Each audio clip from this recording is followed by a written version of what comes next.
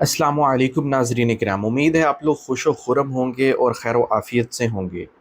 आज आपकी खिदमत के अंदर एक ऐसी दुआ पेश करनी है कि अगर आप उसको पढ़ने का मामूल बनाएं तो इंशाअल्लाह आपकी तमाम तर मुश्किलात आसान हो जाएंगी और उनका कोई ना कोई हल निकल आएगा अल्लाह के हुक्म से।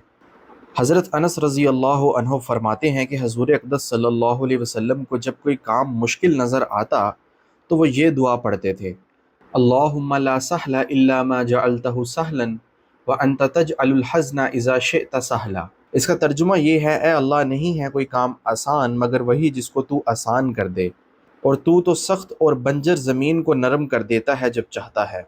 तो इस दुआ को पढ़ने की फ़जीलत ये है कि अगर कोई भी मुश्किल काम हो तो इस दुआ की बरकत से अल्लाह ताला उसको आसान कर देते हैं।